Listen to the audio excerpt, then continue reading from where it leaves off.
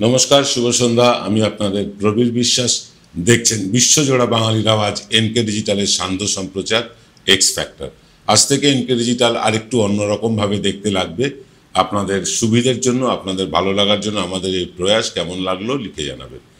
দেখুন, আজ হচ্ছে ভারতীয় গণতন্ত্রের সবচেয়ে কালো দিন, লজ্জাজনক দিন একটা। দিল্লির বুকে যা ঘটে গেল তাতে 140 কোটি ভারতীয়র মাথা হেঁট হয়ে গিয়েছে। কি ঘটলো দিল্লিতে? দিল্লিতে আজকে এমন একটা ন্যাক্কারজনক, এমন একটা নিন্দাজনক ঘটনা ঘটলো যেটা বলতে আমাদের সত্যিই খারাপ লাগছে। বিরোধী দলের যারা সাংসদ তারা সংসদ ভবন থেকে বেরিয়ে তারা যাচ্ছিলেন নির্বাচন কমিশনের অফিসে। সেখানে তারা এসআইআর এবং এই যে নির্বাচনে বিভিন্ন রকম কারচুপি হচ্ছে, একাধিক জায়গায় ভোটারের নাম, এক জায়গায় একাধিক ভোটারের নাম ইত্যাদি ইত্যাদি নানা রকম গণ্ডগোল, যেটা রাহুল গান্ধীর চোখে আঙুল দিয়ে দেখিয়ে দিয়েছেন, সেই ব্যাপারে কথা বলতে। তার আগেই অমিত শাহের দপ্তরের অধীনে থাকা দিল্লি পুলিশ যেভাবে অত্যাচার করে, যেভাবে অবিচার করা হলো সাংসদদের সাথে, সেটা ভারতীয় গণতন্ত্রের কাছে একটা চিরস্থায়ী কালো স্পট ফেলে গেল। এ ব্যাপারে আমরা দুজন তৃণমূল নেতৃত্বের সাথে কথা বলার সুযোগ পেয়েছি এবং বেশ কয়েকজন সাংসদের সাথে কথা বলার সুযোগ হয়েছে আমাদের দিল্লির প্রতিনিধি। তারাও এ নিয়ে কিন্তু মুখ খুলেছেন, সে সব ছবি আপনাদের দেখাবো। কিন্তু তার আগে যে কথাটা না বললেই নয়, সেটা হচ্ছে যে এই যে নরেন্দ্র মোদীর এই অহংকারিত্ব বা এই বিজেপি সরকারের আত্মম্ভরিতা, এটাই কি শেষ ডেকে আনতে চলেছে বিজেপি সরকারের? কারণ এইভাবে একজন তারাও তো সাংসদ, বিজেপির সাংসদেরাও সাংসদ, আর নরেন্দ্র মোদী অমিত শাহেরাও একজন সাংসদ, যে পদেই থাকুন না কেন। একজন সাংসদ হয়ে আর একদল সাংসদের ওপর এভাবে অত্যাচার করা যায়? এর আগে দেখেছি 150 জন সাংসদকে বহিষ্কার করা হয়েছিল জগদীপ ধনখড় আর আমাদের ওম বিড়লার সৌজন্যে। আর এবার রীতিমতো মারধর করা হলো। সাংসদেরা মার খাচ্ছেন, দেশের যারা আইন প্রণেতা তাদেরকে মারছে দিল্লির পুলিশ। এর থেকে লজ্জাজনক আর কি হতে পারে? 300 জন সাংসদকে গ্রেফতার করেছে তারা। এর থেকে খারাপ দিক ভারতীয় গণতন্ত্রের আর কি হতে পারে? এই সব কিছু নিয়ে আজকে আমরা আলোচনা করব। প্রত্যেকটি বিষয় আপনাদেরকে আজকে তুলে ধরবো। একটু ভিডিওটা বড় হবে, কিন্তু আজকের এক্স ফ্যাক্টরটা দেখতে ভুলবেন না।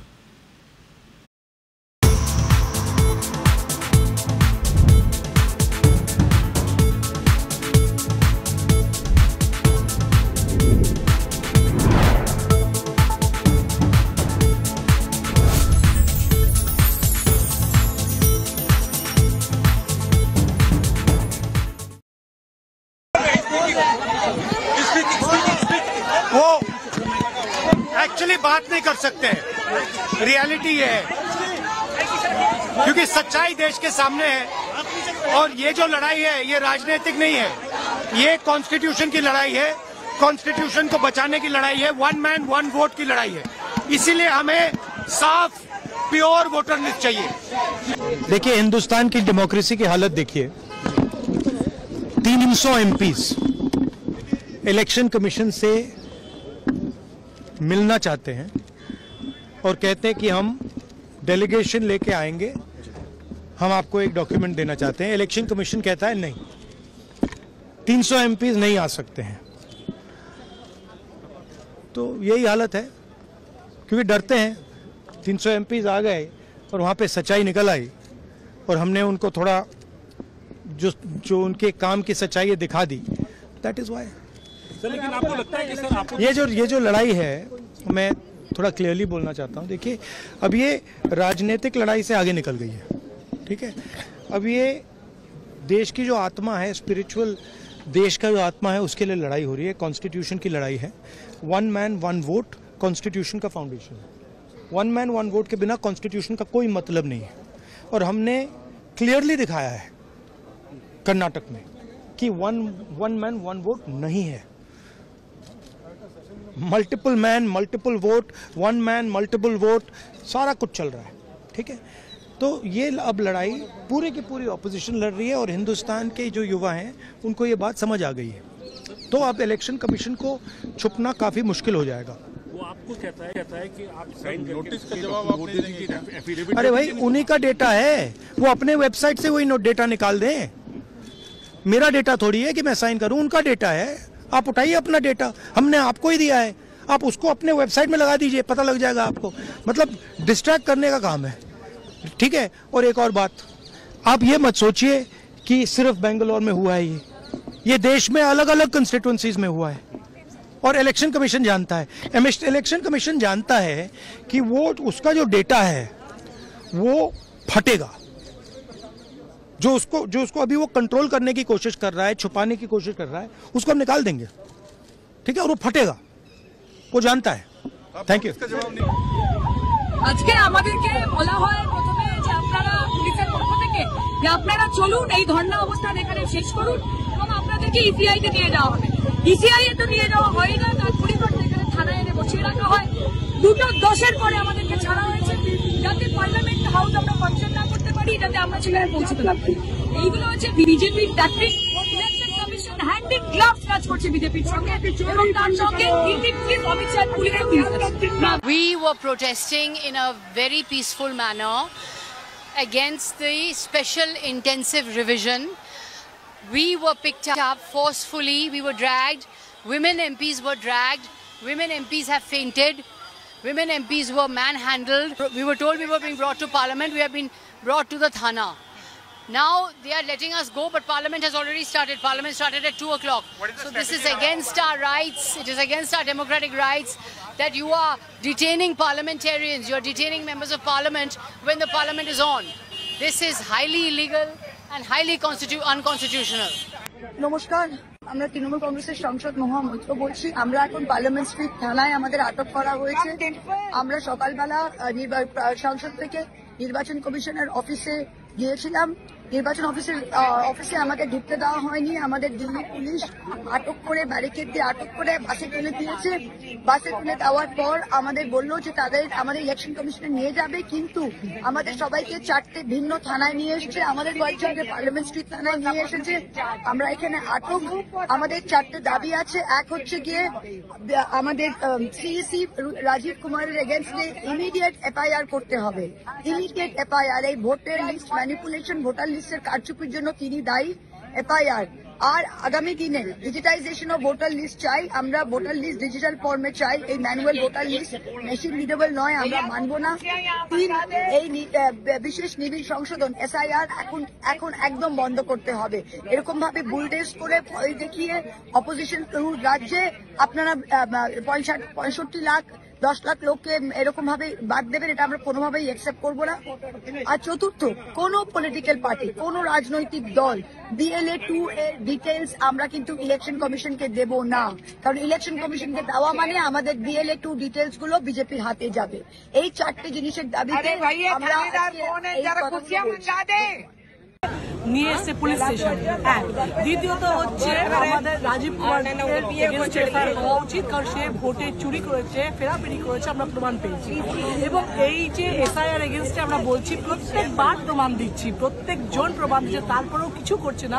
উল্টে আমরা প্রতিবাদ করে তার রেজাল্ট করছে, জোর জবরদস্তি আমাদেরকে নিয়ে আসছে বাসে করে পুলিশ স্টেশনে।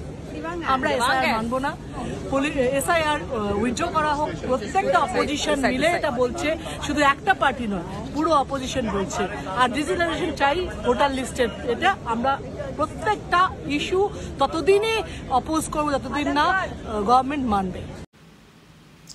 শুনলেন আপনারা সাংসদদের কথা। এরপরে আমার তরফ থেকে বলবার বিশেষ কিছু নেই, কারণ যেভাবে মানে প্রায় জোর করে, গায়ের জোরে সাংসদদেরকে সংসদ চলাকালীন অবস্থায় থানায় আটকে রাখা হয়েছে, সাগরিকা ঘোষ বললেন এটা সম্পূর্ণ বেআইনি।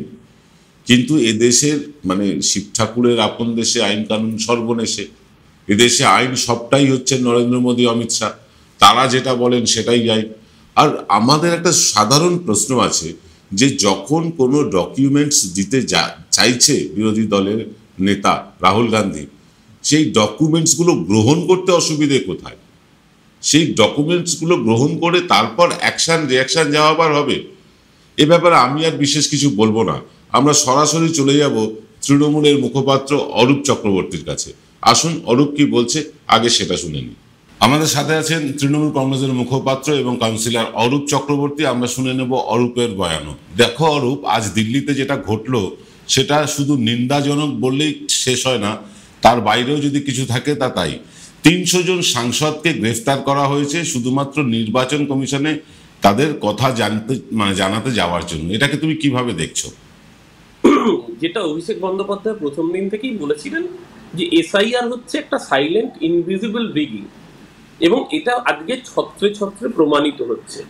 কদিন আগে ইন্ডিয়া জোটের পক্ষ থেকেও রাহুল গান্ধী প্রেস কনফারেন্স করে কার্যত নির্বাচন কমিশনকে বেআব্রু করে দিয়েছিলেন, এবং একটি প্রশ্নেরও সদুত্তর তো নির্বাচন কমিশন দিতে পারেনি। উল্টে যে ফ্যাক্ট দিয়ে নির্বাচন কমিশনের বিরুদ্ধে কার্যত বিজেপি চাকরের পক্ষপাত দুষ্টতার অভিযোগ করা হয়েছিল, সবকটি অভিযোগই জনগণ সহজ সাধারণ ভাষায় সাদা চোখে সেটা বুঝতে পারছে। সমস্যাটা হচ্ছে যখন এবার নির্বাচিত এমপিরা তারা পার্লামেন্টের অন্দরে প্রতিবাদ করতে যাচ্ছে, এইবার বিজেপি একটু গ্যারাকলে পড়ে গেছে। এর আগের বার যখন পার্লামেন্ট চলতো, মানে আগের দফায় যখন নরেন্দ্র মোদীর দলের হাতে 373 জন সাংসদ ছিল, এনডিএর সংখ্যা অনেক বেশি ছিল, তখন তারা গায়ের জুড়ে আমরা দেখেছিলাম 150-র কাছাকাছি সাংসদকে বরখাস্ত করে বাইরে পাঠিয়ে দিয়েছিল। কিন্তু এবার বিজেপি সংখ্যা কমে 240 হয়ে গেছে। এবার আর আপকিবার 400 পার হয়নি, এমনকি নিজেদের একার ক্ষমতাতেও মেজরিটি পায়নি। যার ফলে যেটা হয়েছে, দুটো ক্রাচে ভর দিয়ে হাঁটা বিজেপি, একটি ক্রাচ নীতিশ কুমার, একটি ক্রাচ চন্দ্রবাবু নাইডু, তার মধ্যে গোটা বিশ্বে ভারত, দেখুন আমরা সবার আগে আমাদের কাছে দেশ, তাই যখন পাকিস্তানি সন্ত্রাসবাদের প্রশ্ন উঠেছিল গোটা দেশ কেন্দ্রীয় সরকারের পাশে ছিল। কিন্তু এই কেন্দ্রীয় সরকার তাদের বিদেশ নীতি, তাদের কূটনীতি যে প্রতিটি স্তরে ব্যর্থ এবং অপদার্থ, আজকে প্রমাণ মিলেছে যখন পাকিস্তান IMF থেকে লোন পেয়েছে, যখন আসিম মুনির গিয়ে ডোনাল্ড ট্রাম্পের সাথে মিটিং করেছে, তারপরে ভারতকে ছুটতে হয়েছে রাশিয়ার কাছে পুতিনের সাথে বৈঠক করার জন্য। যে ডোনাল্ড ট্রাম্প বলেছিলেন আপকিবার ট্রাম্প সরকার, তিনি এতদিন পুতিনকে তার সতীন মনে করতেন, এখন পুতিনকে তার সবচেয়ে বড় দোস্ত বলে মনে করা শুরু করছেন। অর্থাৎ সামগ্রিকভাবে যে একটা দিশাহীনতা, যে কোন দিকে আমি থাকবো, নেতৃত্বের দূরদর্শিতা সারা পৃথিবীতে ভারতের অবস্থান, এবং ভারতের অবস্থান নড়বড়ে হওয়ার সাথে সাথে সারা পৃথিবীতে একদিকে যেরকম ভারত ক্রমাগতভাবে আমেরিকার চাপের কাছে নতি স্বীকার করছে, একটা এরকম পরিস্থিতি তৈরি হয়েছে। সেই জায়গায় দাঁড়িয়ে অন্যদিকে দেশের অভ্যন্তরে বিজেপি তার নিজের ক্ষমতাটাকে, আধিপত্যকে জারি রাখার জন্য ক্রমান্বয়ে এই ভোট জালিয়াতির মাধ্যমে ক্ষমতায় থাকতে চলেছে। মহারাষ্ট্রের বুকে ব্যাপক সংখ্যায় ভোটার বাড়িয়েছিল, আর বিহার আর পশ্চিমবঙ্গে ওদের টার্গেট ভোটার কমানো। মহারাষ্ট্রে 2019 থেকে 2024 এই 5 বছরে 31 লক্ষ ভোটার বাড়িয়েছিল। সেখানে 2024-এর লোকসভা থেকে 2024-এর বিধানসভা, এই 5 মাসে মহারাষ্ট্রে শুধু 40 লক্ষ ভোটার বেড়েছে। অর্থাৎ পরিষ্কার যে জুয়াচুরি হয়েছে, মহারাষ্ট্রের ডেটা সেটার প্রমাণ। একই কাজ অরবিন্দ কেজরিওয়ালের কেন্দ্রে করেছিল তারা। আম আদমি পার্টির বিধায়ক, রাজ্যের প্রাক্তন মুখ্যমন্ত্রী কেজরিওয়াল, তার নির্বাচনী কেন্দ্রে 26,000 ভোট মাত্র 3 মাসের ব্যবধানে তোলানো হয়েছিল, এবং বিজেপির এমপির বাংলো থেকে, এক একজনের বাংলো থেকে 150, 200, 250টা করে ভোটার তোলা হয়েছিল। কেজরিওয়াল মাত্র 4,000 ভোটে হেরে গিয়েছিল। অর্থাৎ নির্বাচন কমিশন যে কার্যত বিজেপির হাতের ক্রীড়নকে পরিণত হয়েছে, রাহুল গান্ধী কিন্তু সেই তথ্যগুলোই একের পর এক তার সাংবাদিক সম্মেলন থেকে তুলে ধরেছে। এই কথা প্রথম অভিষেক বন্দ্যোপাধ্যায় বলেছিলেন, যার ফলে ইন্ডিয়া জোটের যখন বৈঠক হলো, তখন আমরা দেখলাম রাহুল গান্ধী এবং অভিষেক বন্দ্যোপাধ্যায় কার্যত দুজনে পাশাপাশি দাঁড়িয়ে একটা যৌথ রণনীতি, সেই কৌশল অবলম্বন করলেন, এবং তারই বাস্তবায়ন হচ্ছিল আজকে নির্বাচন কমিশন দপ্তরে অভিযান। যারা যাচ্ছিলেন তারা কেউ জঙ্গি নন, যারা যাচ্ছিলেন তারা কেউ অস্ত্রশস্ত্র নিয়ে যাচ্ছিলেন না, তারা কেউ বোমা, বন্দুক বা কোনো এমন কিছু ভারী জিনিস বা ধারালো জিনিস নিয়ে যাচ্ছিলেন না। তারা প্রত্যেকেই রাজ্যের এবং দেশের নির্বাচিত সাংসদ, এবং পদমর্যাদা প্রত্যেকেরই নিজস্ব যথেষ্ট গুরুত্বপূর্ণ। সেইখানে দেখলাম আমরা আরামবাগের সাংসদ মিতালি বাগকে হাসপাতালে ভর্তি করতে হলো, এমন মার মেরেছে দিল্লি পুলিশ। মহুয়া মৈত্র কার্যত অচৈতন্য হয়ে পড়লেন, তাকে বাসের মধ্যে প্রাথমিক চিকিৎসা দিয়ে সুস্থ করতে হচ্ছে। এই যদি আচরণ দিল্লির বুকে এমপিদের সাথে, আসলে অমিত শাহ পুলিশের কাছে এটাই প্রত্যাশিত। আপনার মনে থাকবে প্রবীররা যে 2023 সালে 2রা অক্টোবর মহাত্মা গান্ধীর পূর্ণ জন্মতিথিতে যখন রাজঘাটের বুকে তৃণমূল কংগ্রেস অভিষেক বন্দ্যোপাধ্যায়ের নেতৃত্বে শ্রদ্ধার্ঘ্য নিবেদন করে মৌন অবস্থান করছিল, শান্তিপূর্ণ মৌন অবস্থান। আমরা সকলে সেই অবস্থানে অভিষেক বন্দ্যোপাধ্যায়ের সাথে উপস্থিত ছিলাম। নির্বিচারে তৃণমূল কংগ্রেসের এমপি, এমএলএ, জনপ্রতিনিধি, বাকি স্তরীয় যারাই রয়েছে তাদেরকে বেধড়ক মারতে মারতে তুলে দেওয়া হয়েছিল। অমিত শাহ দিল্লি পুলিশের কাছে নির্বাচিত জনপ্রতিনিধিও যা, একজন রাষ্ট্রবিরোধী মানুষ তারও জায়গা, অর্থাৎ রাষ্ট্রের দমনমূলক নীতির কাছে অমিত শাহ পুলিশের যে রোল হওয়ার কথা সেই রোল আজকেও, রাজঘাটে যে রোল ছিল আজকেও সেই একই রোল রয়েছে। এবং দিল্লি পুলিশের চরিত্রে যে কার্যত কোনো বদল হয়নি, তারা যে অমিত শাহর হাতের পুতুল সেটা সকলেই জানে। কিন্তু নির্বাচন কমিশন যে বিজেপির চাকর-বাকর হয়ে গিয়েছে, আমরা জানতাম এতদিন বিজেপির সব শরিক বিজেপিকে ছেড়ে যাচ্ছে, কোথাও নতুন শরিক যুক্ত হচ্ছে, সেই শরিকের নাম ইডি, সেই শরিকের নাম সিবিআই, সেই শরিকের নাম এনআইএ। আর ভারতবর্ষের মানুষ এখন দেখছে বিজেপির সবচেয়ে বিশ্বাসযোগ্য ট্রাস্টওয়ার্দি শরিকের নাম হচ্ছে election commission of India. ECI হচ্ছে বিজেপির সবচেয়ে বিশ্বস্ত শরিক। আমাদের দেশের দুর্ভাগ্য যে এদের হাতে দেশের নির্বাচন পরিচালনার ভার, এবং ইসিআই কে তো কার্যত দলদাসে পরিণত করেছেন নরেন্দ্র মোদী। এই ইলেকশন কমিশনার নিযুক্ত হতেন সুপ্রিম কোর্টের চিফ জাস্টিস, তিনি পুরো বিষয়টা তদারকি করতেন, মনিটরিং এ থাকতেন। আমরা অদ্ভুতভাবে দেখলাম সুপ্রিম কোর্টের চিফ জাস্টিসকে সরিয়ে দেওয়া হলো, তার বদলে নিয়ে আসা হলো নরেন্দ্র মোদী নিজের ক্যাবিনেটের আরেকজনকে। অর্থাৎ আগে 3 জনের প্যানেলে একজন অপোজিশন থেকে থাকতো, একজন সরকার থেকে থাকতো, এবং মাঝখানে থাকতেন চিফ জাস্টিস, যার ফলে পুরো প্যানেলটাই নিরপেক্ষ হতো। আর এবার তো 2:1, বিজেপির দুজন যাকে চাইবেন তিনিই হবেন ইলেকশন কমিশনার। ফল যা হওয়ার তাই হয়েছে।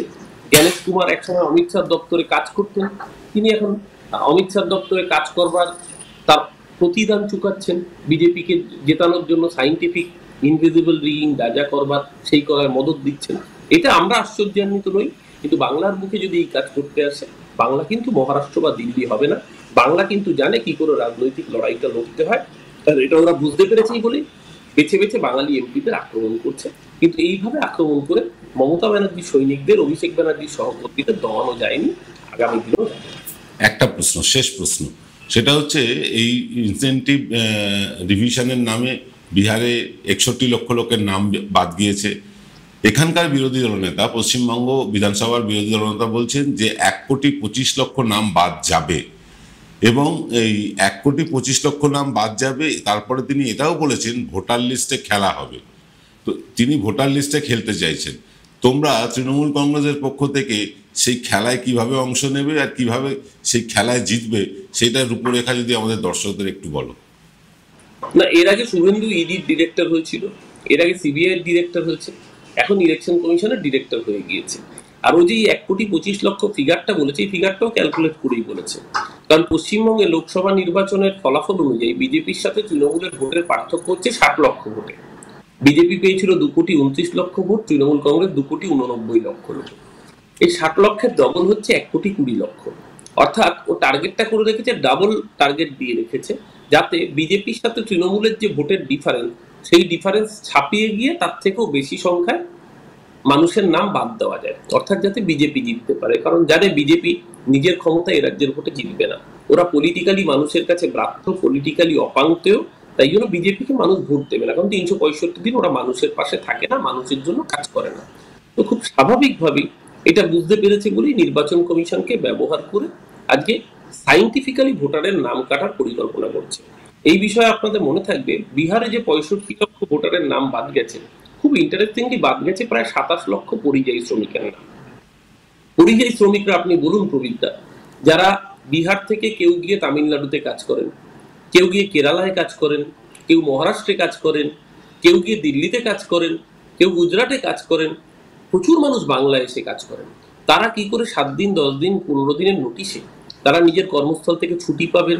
ছুটি পেয়ে গিয়ে বা অতগুলো পয়সাই বা তাদের কাছে কোথায়? কারণ তারা তো প্রত্যেকে দিন আনা দিন খাওয়া মানুষ। তারা কি করে বিহারে ফিরবেন? ডকুমেন্ট জমা করবেন, জেরক্স করবেন, ডিএম এর অফিসে যাবেন, কি করে সম্ভব এই গরিব মানুষগুলোর পক্ষে 7 দিন, 10 দিন, 15 দিনের মধ্যে একতরফা শুনানি না করে তাদের নাম বাদ দিয়ে দেওয়া হয়েছে।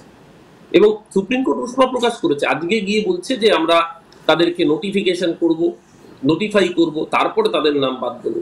আর এই যে গরিব মানুষগুলো দিন আনতে নুন আনতে পান্তা ফুরে, সেই মানুষগুলো কোথা থেকে সেই ডকুমেন্টগুলো এত শর্ট টাইমের মধ্যে তাদের হাতে তুলে দেবে? এবং আরো সমস্যা যেটা আমি যা শেষ করে নিচ্ছি সেটা হচ্ছে যে বিহারে অন অ্যান অ্যাভারেজ 8.03% মানুষের নাম বাদ দিয়েছে।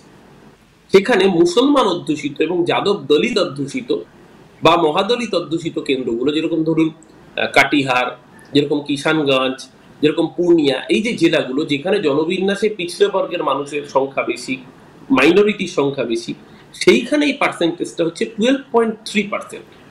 8.03 হচ্ছে সারা বিহারে, আর যেখানে পিছিয়ে থাকা মানুষ, যেখানে সংখ্যালঘু মানুষ, সেখানে বাদ যাচ্ছে 12.3। অর্থাৎ অ্যাকচুয়ালি বিহারে বাকি যেই জায়গাগুলো বিজেপির ভোট ব্যাংক, মানে উচ্চ বর্ণের ভোট, সেখানে যাচ্ছে নাম হয়তো 5% বাদ, আর যেখানে এইরকম জায়গাগুলো সেখানে 12%-এর উপরে নাম বাদ যাচ্ছে। ফল যা হওয়ার, নির্বাচন নাবার আগেই বিজেপি কার্যত ম্যাচটা ওয়াক ওভার নিয়ে জিততে চাইছে। যেভাবে আমরা দেখেছি গুজরাটের বুকে লোকসভা নির্বাচনে বিরোধী প্রার্থীদের নমিনেশন বাতিল করে গুজরাটে বিফোর ইলেকশন একজন এমপিকে জিতিয়ে দেওয়া হয়েছিল। সেই দিন থেকে তো ট্রায়াল রানটা শুরু হয়েছিল। সেই করতে করতে আজকে এই জায়গায় এসছে।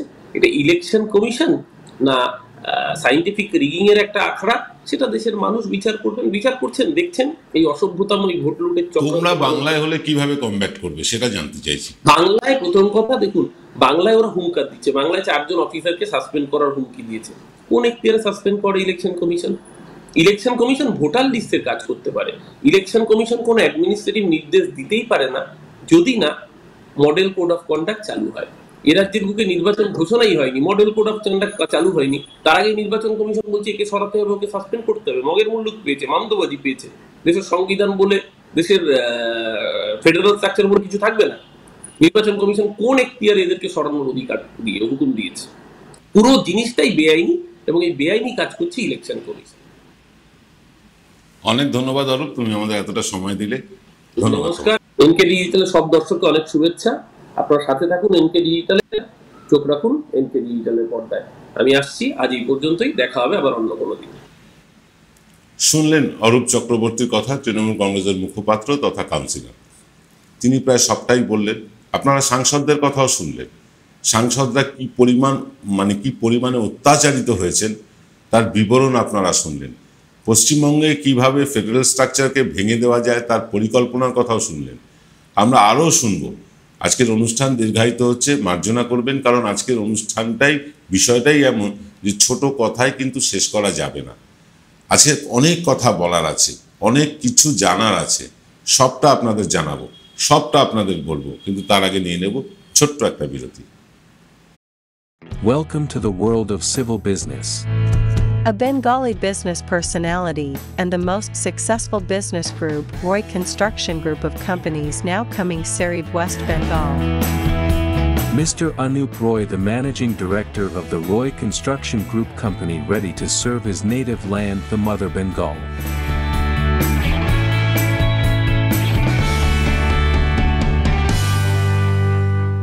জয়গুরু রত্নভান্ডার জ্যোতিষীমা, এখানে গোল্ড মেডেলিস্ট জ্যোতিষী বসেন। হাই কোয়ালিটির আসল গ্রহরত্ন সবচেয়ে কম দামে এখানে পাওয়া যায়। স্থান বেলঘড়িয়া, রানী পার্ক, বটতলা, 2 নম্বর রেলগেটের নিকটে। 9681345722 এবং 9007778922। Found Kolkata's first ever sweet shop serving so unique items like Dab Malai Curry, Motichur Truffle, Gajor Borfi, Dab Kalakand, and I had to try them. শুধু তাই নয়, শক্তিগড়ের ল্যাংচা, বর্ধমানের সীতাভোগ, মালদার পোস্তকদম, বহরমপুরের ছানা বড়া, এগুলো সবকিছু খেতে হলে আর এত দূরে যেতে হবে না। সুন্দরিনী ন্যাচারালসে পেয়ে যাবে পশ্চিমবঙ্গের বিখ্যাত 10টা জেলার মিষ্টি all under the same roof. এদের বেস্ট সেলার্স কচি ডাবের শাঁস দিয়ে বানানো ডাব মালাইকারি আর কলা পাতায় মোড়া গুড়ের সন্দেশ পাতুরি আর মাস্ট ট্রাই।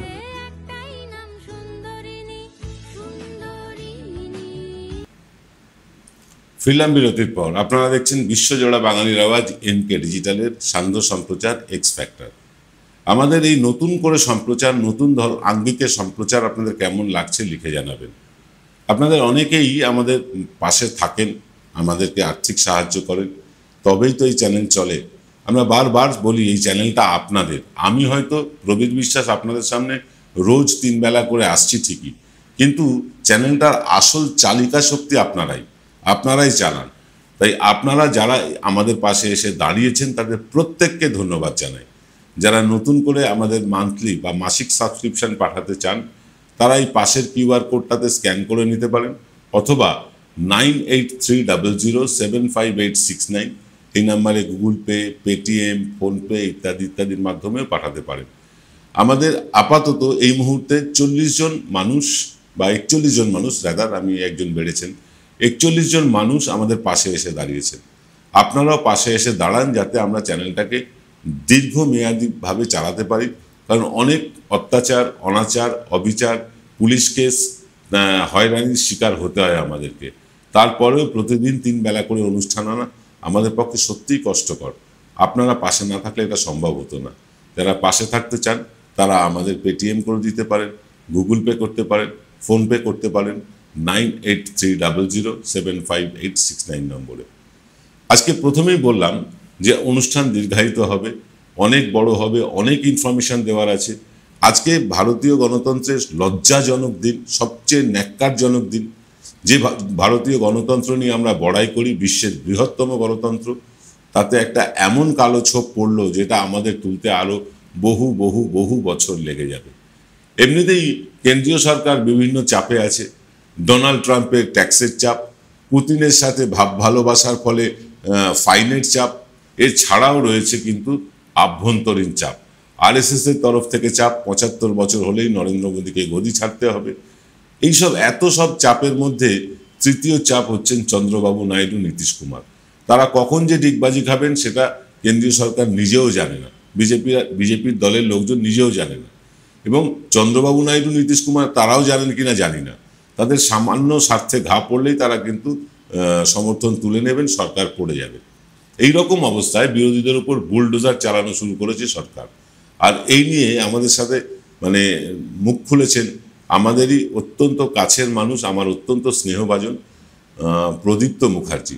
প্রদীপ্ত মুখার্জি তৃণমূল কংগ্রেসের মুখপাত্রও বটে, এবং প্রদীপ্ত মুখার্জি একজন অত্যন্ত উচ্চ শিক্ষিত ভদ্রলোকও বটে। আসুন শুনে নি প্রদীপ্ত মুখার্জি কি বলেছেন। আমাদের সাথে এই মুহূর্তে রয়েছেন প্রদীপ্ত মুখার্জি, তৃণমূল কংগ্রেসের স্পোকস পার্সন, অসাধারণ বক্তা। আমরা প্রথমবার তাকে এনকে ডিজিটালে পেয়েছি। তোমাকে স্বাগত প্রদীপ্ত আমাদের চ্যানেলে। প্রদীপ্ত, আজ সারা দিন যা ঘটলো দিল্লির বুকে সেটাকে ন্যাক্কারজনক বললেও ভুল বলা হয়। যেভাবে 300রও বেশি সাংসদকে পুলিশ হেনস্থা করলো শুধুমাত্র নির্বাচন কমিশনের কাছে গিয়ে কথা বলার জন্য, এটাকে তুমি কিভাবে দেখছো?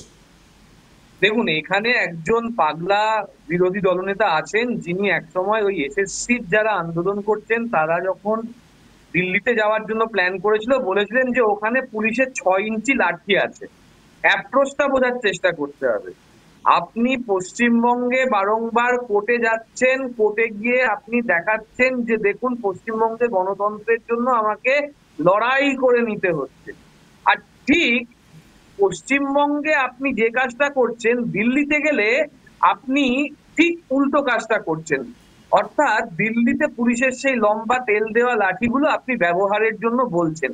এখানেই অ্যাপ্রোচটা পরিষ্কার হচ্ছে যে চূড়ান্ত স্বৈরতান্ত্রিক, অগণতান্ত্রিক এবং সংবিধানকে বুড়ো আঙুল দেখানো, আইনের নাম করে ভয় দেখানোর একটা শাসন চলছে। যে ভয় দেখানোর রাজনীতিতে সংখ্যাধিক্যটা গুরুত্ব পাচ্ছে, মানুষের দাবি দেওয়া নয়। আজকে যদি মানুষের দাবি দেওয়া গুরুত্ব পেত তাহলে কুকুর থেকে শুরু করে বিভিন্ন অভিনেতা থেকে শুরু করে তাদের নামের পাশে আবাসের নামে 0 হতো না। অর্থাৎ সবাই 0 সংখ্যায় থাকে, মানে একটা বাড়ির সংখ্যা হচ্ছে 0। সেখানে যখন বলতে যাওয়া হচ্ছে তাহলে আমরা তো এটা বলা উচিত আমাদেরকে যে একটা ইল্লিগাল প্রধানমন্ত্রীর কাছে যাচ্ছি আমরা, ইল্লিগাল স্বরাষ্ট্রমন্ত্রীর কাছে যাচ্ছি আমরা। যে ইল্লিগাল প্রধানমন্ত্রী, যে ইল্লিগাল স্বরাষ্ট্রমন্ত্রী এই ইল্লিগাল ভোটারদের ভোটে জয়ী হয়েছে, তাহলে তাদের কাছে তো যাওয়ার দরকারই মনে হচ্ছে পড়ছে না। এর থেকে সংবিধানকে বুকে নিয়ে ওই জেল খাটা ভালো মনে হচ্ছে, এর থেকে সংবিধানকে বুকে নিয়ে মানুষের দরবারে যাওয়া ভালো মনে হচ্ছে, কারণ এখানে তো আর আইনের শাসন চলছে না। এখানে যে শাসক একসময় বিচারপতি বলে গিয়েছিলেন যে শাসকের আইন চলছে না, চলছে হচ্ছে এই আইনের শাসন চলছে না, শাসকের আইন চলছে। উনি খানিকটা বিজেপির বোধহয় অভিজ্ঞতা সম্পন্ন হয়েছিলেন, তারই ফলে বোধহয় ওই বিজেপিতে তাই দেখা যাচ্ছে যে আইনের শাসন চলছে না, শাসনের আইন চলছে। মানুষের যে মৌলিক গণতান্ত্রিক অধিকার কতজন, 30, 35, 100, 150 জন মাত্র, তাদেরকে হেনস্থা, চূড়ান্ত হেনস্থা। তারা জনগণের হয়ে জনগণের জন্য একটা দাবি করতে গিয়েছিলেন সংবিধানকে মেনে। সংবিধানে 19 নম্বর ধারায় রাইট টু অ্যাসেম্বলি দেওয়া হয়েছে, জাতীয় ঐক্য সংহতিকে রক্ষার জন্য তারা যাচ্ছেন। আজকে সেইখানে তাদের উপর যে অমানবিক অত্যাচার হচ্ছে, এখান থেকেই সরকারের, কেন্দ্রীয় সরকারের দৃষ্টিভঙ্গি খুব পরিষ্কার যে এরা একটা শাসকের আইন চালানোর চেষ্টা করছে, এর বাইরে আর কিচ্ছু নয়। না, তুমি বলছো বটে, কিন্তু এখানে লড়াইটা কিন্তু ঠিক শাসকের সাথে নয়, এখানে লড়াইটা হচ্ছে নির্বাচন কমিশনের সাথে, নির্বাচন কমিশনের সাথে বিরোধী দলগুলো। এখানে বিজেপি আসছে কিভাবে? এইখানেই তো বলছি, অমিত শাহের প্রাইভেট সেক্রেটারি এরকম ভাবে মানে গলায় গামছা দিয়ে এরকম ভাবে জহুজুর যারা বলে, ওদের দমে বলিয়ান হয়ে শুভেন্দু অধিকারী বলে এসআইআর আসছে, স্যার আসছে, স্যার আসছে। বিজেপি ইলেকশন কমিশনকে এমন ভাবে প্রভাবিত করছে যেখানে সংবিধানকে তারা দুর্মুষ করছে। আরে যে বিজেপি বারবার বলে সংবিধানকে পাল্টে দেব, স্বাভাবিকভাবেই তারা এই ধরনের কাজ করবে, এটাতে অসম্ভবের কি আছে? এটাই তো সম্ভব, এটাই তো একটা বাস্তব জায়গা। এখান থেকেই তো প্রমাণ হয়ে যাচ্ছে যে বিজেপি মূলত ইসিআই কে নিজের একটা অঙ্গুলি হেলনে চালাচ্ছে। নয়তো বলুন না, নির্বাচনের যে বিধি, সেই বিধি প্রকাশ হওয়ার সময় থেকে আজকে কতদিন হয়ে গেল, নির্বাচন শেষ হলো, তারপরে ব্যবধানটা কি আছে? এসআইআর হঠাৎ করে শুরু করলো, হঠাৎ করে এসআইআর করে দিল, এবং মানুষকে 33 লক্ষ মানুষকে যেভাবে সমস্যার মধ্যে ফেলে দিল, 50 লক্ষ মানুষকে যেভাবে সমস্যার মধ্যে ফেলে দিল, এই প্রক্রিয়ার কোনো সীমানা নেই। ঠিকই বলেছো, তবে একটা কথা কি, এই এসআইআর তো বারবার হয়েছে, এর আগেও হয়েছে, এখনো হচ্ছে। এসআইআর নিয়ে কারোর আপত্তি শোনা যাচ্ছে না, কিন্তু এসআইআর এর প্রক্রিয়া নিয়ে এবার কিন্তু কথা উঠেছে। যেভাবে বিহারে 61 লক্ষ, আমি একটু বলে নিই, বিহারে 61 লক্ষ মানুষকে বাদ দেওয়া হয়েছে, কমিশন বলছে তাদের নাম কেন বাদ দেওয়া হয়েছে আর কাদের নাম বাদ দেওয়া হয়েছে সেটাও তারা বলবে না, অর্থাৎ কার নাম বাদ গেল সে নিজেই জানতে পারবে না। মানে এই প্রক্রিয়াটা নিয়ে সমস্যা। আমি তো সেটাই বলছি, তার সঙ্গে তো যুক্ত হচ্ছে সিএএ, এনআরসি। মানে কোথাও সমস্যায় একটা গোষ্ঠীকে ফেলে দাও, ফেলে দিয়ে তাদেরকে ডিভোটার টাইপের করে দাও, করে দিয়ে বলো সিএ এর ফর্ম ফিল আপ করো। তার মানে জনগণের থেকে চাহিদা আসছে সিএ করার, জনগণ চাইছে সিএ করার, অর্থাৎ জনগণকে বিপদে ফেলো। গলায় ওই তুলসীর মালা পরেও নয়ন বিশ্বাসটা রেহাই পাচ্ছে না দাদা, গলায় তুলসীর মালা পরেও পরিতোষ বিশ্বাসটা রেহাই পাচ্ছে না দাদা। সমস্যাটা এখানে, কোথাও গিয়ে 3 থেকে 1 লাইনে এরা নিয়ে আসার চেষ্টা করছে। প্রথমে এসআইআর এর নাম করে ভোটার তালিকা থেকে বাদ দাও, তারপরে তাদেরকে ক্যাম্পে নিয়ে এসো, ক্যাম্পে নিয়ে এসে বলো যে সিএ এর ফর্ম ফিল আপ করো, সিএ এর ফর্ম ফিল আপ করে তাদেরকে নাগরিকতার নামে নাম করো, আর রিমেনিংদের এনআরসির মধ্যে ফেলে দিয়ে বাইরে বার করার প্রক্রিয়া করো। এইটা হচ্ছে আমাদের চিন্তা, এটা হচ্ছে আমাদের ভাবনা। তার সাবস্টেন্সিয়েট করে দিই, বনগায়, বাগদায়, বিভিন্ন জায়গায় বিজেপিরা ক্যাম্প করছে সিএ এর জন্য। ভাবতে পারছেন, এসআইআর এর প্রক্রিয়া চলছে, আবার এই ভোট আসছে, এখন ক্যাম্প শুরু করেছে বাগদা থেকে শুরু করে বনগার বিভিন্ন জায়গায়, যেখানে মতুয়া অধিষ্ঠিত জায়গা বেশি। তাহলে বুঝতে পারছেন যে এদের চক্রান্তটা ত্রিমুখী আক্রমণ, যে ত্রিমুখী আক্রমণ করে জনগণকে তার অস্তিত্বের জন্য ভয় দেখাবে যে তুমি কিন্তু নো ওয়্যার টু লিভ, তুমি কিন্তু ভারতীয়ও নও, তুমি বাংলাদেশি কিনা আমরা জানি না, ফলে তোমার অস্তিত্ব নেই, তুমি সরকারের সব সুযোগ সুবিধা থেকে বঞ্চিত হয়ে যাবে। নাগরিকের সুবিধাকে বঞ্চিত করার একটা নতুন হাতিয়ার, যে তুমি ভাই আমাদের সঙ্গে থাকো, নয়তো কিন্তু তোমার এই হাতিয়ার ব্যবহার করে সমস্ত সুবিধা থেকে বঞ্চিত করে দেবো, করে দিয়ে তোমাকে নো ওয়্যার করে দেবো। এই যে নো ওয়্যার করার জায়গা, অর্থাৎ নিজের পরিচয় সত্তাকে হারিয়ে যাওয়া। ওই মানুষ একটা হু এম আই সিনেমা দেখেছিলাম না জ্যাকি চ্যানের, যেখানে সে ভুলে যাচ্ছে যে সে কে, তার কোনো অস্তিত্ব নেই, মনে পড়ছে না, এবং রাষ্ট্রও তাকে নিয়ে খুব চিন্তায় পড়ছে, এই জায়গাটা এখানে আছে। তার সঙ্গে সঙ্গে আমরা যেটা বারবার ধরে দিয়েছি, যেটা ফেব্রুয়ারি মাসে মমতা বন্দ্যোপাধ্যায় ধরেছিলেন, যে একই ভোটার বিভিন্ন জায়গায় বিভিন্ন ভাবে লুকিয়ে রয়েছে। বিহারেও তো সেটা দেখা যাচ্ছে, এসআইআর এর মাধ্যমে সেটা তো দেখা যাচ্ছে, যে একটা আবাসন 100 জন লোক, আবাসন না, একটা ছোট বাড়ি 100 জন লোক, বাড়ির ঠিকানা শূন্য, বাবার নাম XYZ। এই ধরনের সার করাতে কি বিপত্তি বোঝা যাচ্ছে দাদা?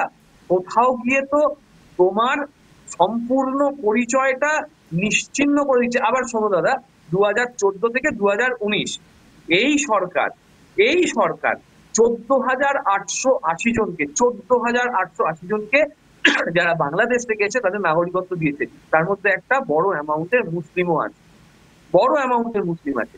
তাহলে তাদের যে নাগরিকত্ব দিল, তাদের তো সেই 2002 সালে নেই, তাহলে তাদেরকেও এসআইআর এর মধ্যে যেতে হবে? আমি জানি না। তার মানে কি এই সরকার নিজের প্রক্রিয়াকেই নিজে চ্যালেঞ্জের মধ্যে ফেলে দিচ্ছে না? আমার জানা নেই।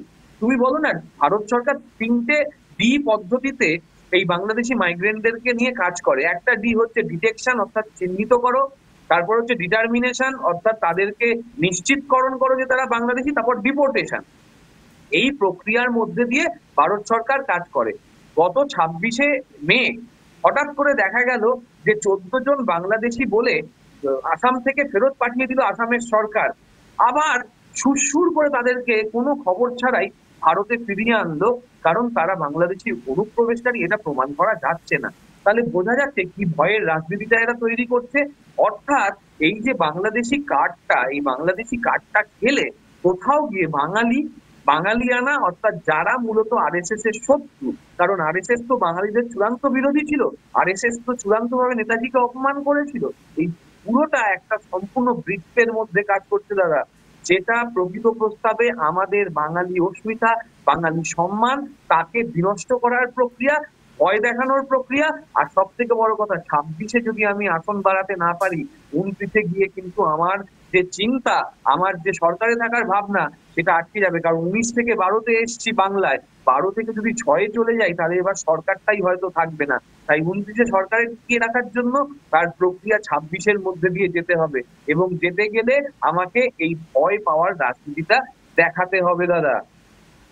আমি একটা শেষ প্রশ্ন করছি, এই যে সার হচ্ছে বা পশ্চিমবাংলায় এসআইআর করা হবে, এতে তো সবচেয়ে বেশি ক্ষতিগ্রস্ত হবে মতুয়ারাই, এবং মতুয়ারা সবাই কিন্তু দলে দলে ভোট দিয়েছিল একের পর এক নির্বাচনে বিজেপিকে। বিজেপি এটা জানে যে মতুয়ারা ভোট না দিলে তাদের এখানে আসন সংখ্যা অর্ধেক হয়ে যাবে, তারপরেও কেন এরকম একটা আত্মঘাতী পদক্ষেপ নিতে চলেছে তারা? না দাদা, এটা আত্মঘাতী পদক্ষেপ বলে আমরা হয়তো যুক্তিবাদীরা মনে করছি, কিন্তু যারা যুক্তিবাদী নন, যারা ভীত সন্ত্রস্ত, তারা কিন্তু ভাবছেন যে ওরা সরকারে আছে, ওরাই হয়তো বাঁচাতে পারবে, ওরা থাকছে ক্ষমতায়, ওরাই হয়তো বাঁচাতে পারবে। ওই বলে না, king can do no wrong, খানিকটা সেরকম। অর্থাৎ একটা ভাবাদর্শ তৈরি করার চেষ্টা, যে ভাবাদর্শে বলছে আমার হাতে ক্ষমতা রয়েছে, আমার হাতে আইন রয়েছে, আমার হাতে সংখ্যা রয়েছে, আমি তোমাদের রক্ষা করতে পারি, আর কিন্তু কেউ রক্ষা করতে পারবে না, এই ভাবনাটা দেওয়ার চেষ্টা চলছে, এবং এটা সাকসেসফুলি তারা করার চেষ্টা করছে। কিন্তু ওরা জানে না এখানে মমতা বন্দ্যোপাধ্যায় নামে একজন নেত্রী রয়েছে, অভিষেক বন্দ্যোপাধ্যায় নামে একজন নেতা রয়েছে। এটা রাজস্থান না, এটা মহারাষ্ট্র না, এখানে কিন্তু ওইভাবে ধরা যাবে না যেভাবে তারা অন্য রাজ্যে ধরেছে। আমরা কিন্তু খুব পরিষ্কার ভাবে ধরে ফেলছি যে কিভাবে আমাদের রাজনৈতিক যে চক্রান্ত, সেই চক্রান্তটা এখানে করছে। মমতা বন্দ্যোপাধ্যায় ফেব্রুয়ারি মাসে ধরে ফেলেছেন, অভিষেক বন্দ্যোপাধ্যায় সেটাকে নিয়ে এগিয়ে যাচ্ছেন। আমরা কিন্তু মতুয়াদের পাশে আছি, মতুয়াদের সেটা বুঝতে হবে। এই যে বাগদা থেকে শুরু করে বিভিন্ন জায়গায় সিএএ এর যে ক্যাম্প চলছে, সেই ক্যাম্পটা থেকে প্রমাণ করছে ভয় দেখানোতে তারা খানিকটা সাকসেস। এইখানে তৃণমূল নেতৃত্ব যথেষ্টভাবে প্রতিরোধ করে তুলছে এবং জানিয়ে তুলছে এবং জাগিয়ে তুলছে তাদের চেতনাকে। এইটাই কিন্তু আমাদের মূল প্রাপ্য দাদা। 326 নম্বর ধারা বলে, পরিষ্কার বলা আছে যে 18 বছর বয়স্ক ভারতীয় নাগরিক ভোট দেবে, এবং তাদের ভোটে এই প্রধানমন্ত্রী হয়েছেন, এই জাহাজ প্রতিমন্ত্রী হয়েছেন। আজকে যদি তাদেরই এই সিএএ, এনআরসি এর যে পূর্বসূরি এসআইআর এর মাধ্যমে ভয় দেখাতে পারে, তাহলে কিন্তু মানুষকে বুঝতে হবে যে তাদের গলায়, অর্থাৎ মানুষের গলায় একটা অদ্ভুত ঘন্টি বাজানোর চেষ্টা করা, বাঁধার চেষ্টা করা হচ্ছে, যাতে করে তাদেরকে চূড়ান্তভাবে বোকা বানানো যায় এবং তাদেরই ঘন্টায় এই বিজেপি নিজের বিপদ ঘন্টা ডেকে না আনে। প্রদীপ্ত, তুমি আমাদের সময় দিলে এতক্ষণ, অনেক ধন্যবাদ তোমাকে। আমরা পরবর্তীকালে তোমাকে আবার আমাদের চ্যানেলে পেতে চাইব। ভালো থেকো। আপনারা শুনলেন প্রদীপ্ত মুখার্জির কথা। আমরা বিভিন্ন রাজনৈতিক নেতাদের সাথে কথা বলার চেষ্টা করেছি, বামপন্থীদের সাথে কথা বলার চেষ্টা করেছি, কংগ্রেসের যারা নেতা তাদের সাথে কথা বলার চেষ্টা করেছি। আমরা চেষ্টা করছি, এই মুহূর্তে চেষ্টা করছি কংগ্রেসের নেতা সুমন রায়চৌধুরীর সাথে কথা বলার। তিনি মার্জনা করবেন, অনুষ্ঠান অনেক বড় হচ্ছে, কথা বলতে একটু অসুবিধাই হচ্ছে। যাকে আমরা সুমন রায়চৌধুরীর সাথে কথা বলার চেষ্টা করছি, তাকে কানেক্ট করতে পারলেই আপনাদের সামনে নিয়ে আসবো। কিন্তু যে কথাগুলো বলা দরকার, যে কথাগুলো না বললেই নয়, সে কথাগুলো আজকে একটু বলতে হবে। এই যে যেভাবে বিরোধীদের ওপর বুলডোজার চালাচ্ছে কেন্দ্রীয় সরকার, তাদের এক্সটেন্ডেড ভার্সন কখনো সিবিআই দিয়ে, কখনো ইডি দিয়ে, কখনো এই নির্বাচন কমিশনকে দিয়ে, এর বিরুদ্ধে দেশ জুড়ে একটা প্রতিবাদ হওয়া দরকার, সাধারণ মানুষের প্রতিবাদ করা দরকার। কারণ এটা কোনো রাজনৈতিক আর আন্দোলন নেই। রাহুল গান্ধী যে আন্দোলনের ডাক দিয়েছেন দেশ জুড়ে, সেই আন্দোলনটায় আজকে আমার মনে হয় সকল মানুষের জাতি, ধর্ম, বর্ণ, রং সব ভুলে গিয়ে আজকে কিন্তু রাহুল গান্ধীর পাশে এসে দাঁড়ানো উচিত। আমাদের সাথে ইতিমধ্যে আমরা পেয়ে গিয়েছি আমার অত্যন্ত প্রিয় রাজনৈতিক ব্যক্তিত্ব সুমন রায়চৌধুরী। সুমন দা, তোমাকে আরো একবার স্বাগত এনকে ডিজিটালে। নমস্কার। সুমন দা, আজকে রাহুল গান্ধী যেভাবে এক্সপোজ করে দিয়েছেন নির্বাচন কমিশনকে, তারপরে নির্বাচন কমিশনারের সাথে দেখা করতে যাওয়া প্রায় 300 বিরোধী দলের সাংসদকে পুলিশ যেভাবে অত্যাচার করেছে, এটা নিয়ে তোমার একটা ছোট্ট বক্তব্য চাই। আমাকে শোনা যাচ্ছে? একদম। বিষয়টা হচ্ছে, নরেন্দ্র মোদী 2014 সালে ক্ষমতায় আসার পর থেকে আমরা দেখেছি বিভিন্নভাবে সাংবিধানিক প্রতিষ্ঠানগুলোকে নরেন্দ্র মোদী নিজের করায়ত্ত করার চেষ্টা করেছেন, গণতন্ত্রকে ধ্বংস করার চেষ্টা করেছেন, গণতান্ত্রিক পরিসরে বা রাজনৈতিক পরিসরে বিরোধীদের অস্তিত্ব এবং ভূমিকা বিলুপ্ত করার চেষ্টা করেছেন। ওনার প্রথমে ন্যারেটিভ ছিল কংগ্রেস মুক্ত ভারত, এখন ওনার ন্যারেটিভ হয়ে গেছে বিরোধী মুক্ত ভারত। এখন আর শুধু কংগ্রেসেও থেমে নেই, কোনো বিরোধী দলই ভারতবর্ষে থাকবে না। তার জন্যে আমাকে যদি আইন ব্যবস্থাকে ব্যবহার করতে হয়, তার জন্যে আমাকে যদি আদালত, সাংবিধানিক প্রতিষ্ঠান, শিক্ষা প্রতিষ্ঠান, বিভিন্ন ধরনের যেসব প্রতিষ্ঠান আছে সেইগুলোকেও যদি তাদের রীতিনীতি সবকিছু ধ্বংস করে দিতে হয়, আমি ধ্বংস করে দিতে রাজি আছি। কিন্তু ভারতবর্ষে একমাত্র ভারতীয় জনতা পার্টি, আরএসএস এরাই থাকবে এবং এদের সমর্থক সংগঠনগুলো রাজনৈতিক পরিসরে বেঁচে থাকতে পারবে। এটা নরেন্দ্র মোদীর আজকের না, দীর্ঘদিনের একটা চিন্তাধারা বলতে পারেন, ইচ্ছা বলতে পারেন। কিন্তু ভারতবর্ষ তো গণতান্ত্রিক দেশ, গণতন্ত্রকে এইভাবে বিনিষ্ট করা নরেন্দ্র মোদীর মতন লোকের পক্ষে যে সম্ভব নয়, সেটা আরেকবার প্রমাণিত হয়েছে আজ থেকে 2 দিন আগে মাননীয় রাহুল গান্ধী যে ঐতিহাসিক সাংবাদিক সম্মেলনটা করেছেন তার থেকে। এবং প্রতিনিয়ত বিরোধী দলের সাংসদরা, ইন্ডিয়া ব্লকের সাংসদরা যেভাবে পথে নামছেন, ভারতবর্ষের মানুষ দেখতে পাচ্ছে যে একটা কত বড় বিনাশকারী শক্তির হাতে শুধু সামান্য একটু মন্দির, মসজিদ এবং তার সেই আফিং খেয়ে কত বড় ভুল ভারতবাসী করেছেন। আমি দায়িত্বের সঙ্গে বলছি, একজন রাজনৈতিক কর্মী হিসাবে, একজন জাতীয় কংগ্রেসের একজন পশ্চিমবঙ্গের মুখপাত্র হিসাবে, এই হ্যাঁ, বলতে থাকো সুমন দা, আমরা শুনতে পাচ্ছি, তুমি বলো। হ্যাঁ, একজন জাতীয় কংগ্রেসের একজন মুখপাত্র হিসাবে আমি দায়িত্বের সঙ্গে বলছি, নরেন্দ্র মোদী যেভাবে বিরোধী দলগুলোকে, বিরোধী পরিসরকে খাটো করার চেষ্টা করছেন, আর ভারতবর্ষের রাজনৈতিক পরিসর থেকে মুছে ফেলার চেষ্টা করছেন, আজকের আন্দোলন, আজকে রাহুল গান্ধী সমেত বিরোধী সাংসদদের আটকে দেওয়া, ডিটেন করা, নতুন করে এটা প্রমাণ করলো যে নরেন্দ্র মোদী ভয় পেয়েছেন। তাই রাহুল গান্ধীর সেই ন্যারেটিভটা আজকের দিনে খুব প্রাসঙ্গিক, ডরো মত। নরেন্দ্র মোদীকে ভারতবর্ষের কোনো বিরোধী দল ভয় পায় না, আগামী দিনেও ভয় পাবে না। রাজনৈতিক পরিসর থেকে ভারতবর্ষের রাজনৈতিক পরিসর থেকে বিরোধী রাজনীতিকে নরেন্দ্র মোদী যেভাবে বিনষ্ট করার চেষ্টা করছেন, তাতে উনি সাফল্য পাবেন না। সুমনদা, আজকে তৃণমূল কংগ্রেসের সাংসদ সাগরিকা ঘোষ একটা গুরুত্বপূর্ণ প্রশ্ন তুলেছেন যে দুপুর 2টোয় সংসদ চালু হয়েছে আর এই সাংসদদের আটকে রাখা হয়েছে 2:30টা পর্যন্ত। সংসদ চলাকালীন কোনোভাবে সাংসদদের আটকে রাখাটা আইন বিরুদ্ধ। তোমরা কি ব্যাপারে আইনি কোনো পরামর্শ নিতে চলেছো? কলকাতায় বসে হয়তো প্রবীরদা এই বিষয়ে আমি আপনাকে সঠিক কথা বা এই বিষয়ে সঠিক দিক মানে ডাইরেকশন দিতে পারবো না, কারণ সেটা তো আমার পরিধির বাইরে।